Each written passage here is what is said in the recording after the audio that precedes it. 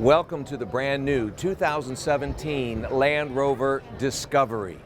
This has been a vehicle that has been so much anticipated because it's the 5th generation Land Rover. And it's no longer the LR4, but it still brings about slight design cues to honor the heritage of that giant boxy SUV.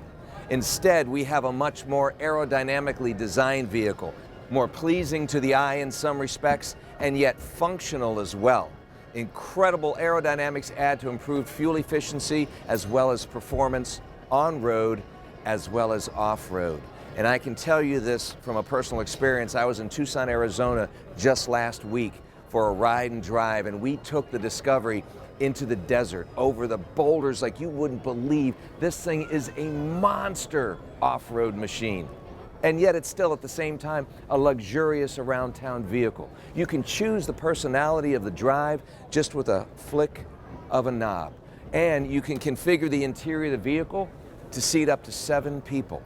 And the interior design, the luxury, the quality, and the comfort, not to mention safety as well as technology, can't be beat. Let's take a closer look.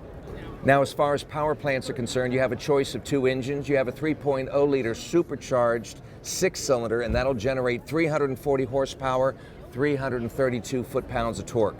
But when you want to step up to pure torque power, they also have an available diesel that's turbocharged, and that'll get 254 horsepower, 443 foot-pounds of gut-wrenching torque. Now, there are some shared characteristics with the previous LR4, such as the clamshell-shaped design hood, which a lot of people don't realize is designed to keep water out of the engine bay, especially when you're going off-roading or going careening through serious creeks or rivers.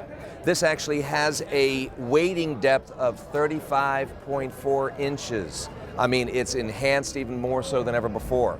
You have a ground clearance of 11.9 inches. That's up about 1.6 inches than the previous LR4. And what's great is with the adaptive air suspension system, when you get in the automobile, it'll drop at 1.6 inches so the passenger can get in easily.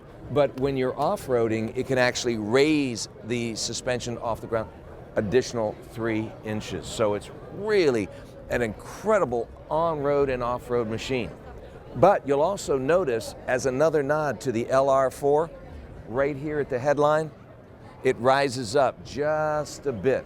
And that's designed so that the passengers in the back, the other 2 people that are tucked away, have plenty of room, headroom as well as hip room and leg room. It really is comfortable back there. I've been there, I can tell you. Besides the beautiful exterior styling, which not only enhances the appearance, but also, the aerodynamics of the vehicle, because it was previously a drag coefficient 0.40, now it's 0.35. Hey, every little bit helps.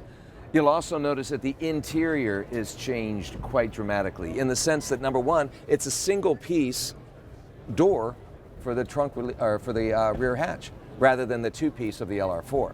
And this also acts, you have a fold-down little 11-inch platform here, so your tailgating parties, you can chill out comfortably.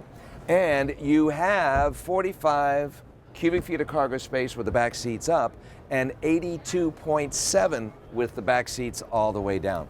And they are configurable, like I said, split folding rear seats, and you even have a pass-through in the center row. So it's very convenient for passengers as well as cargo. And it's fun.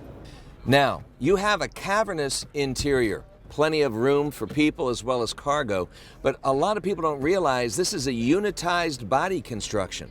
The body and the chassis are sculpted together, which helps enhance the structural rigidity while reducing weight.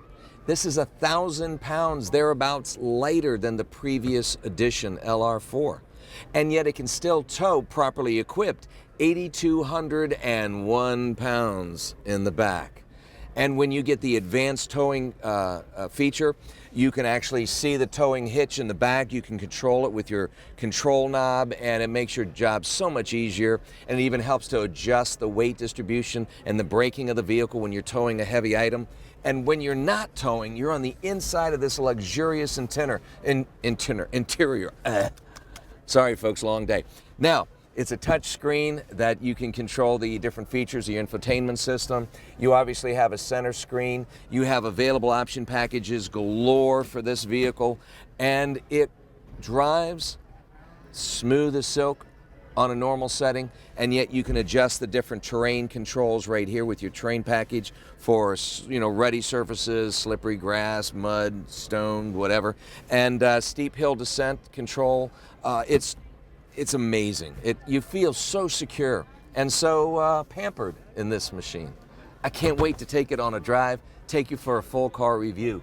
But for now, we'll just pretend. Yeah.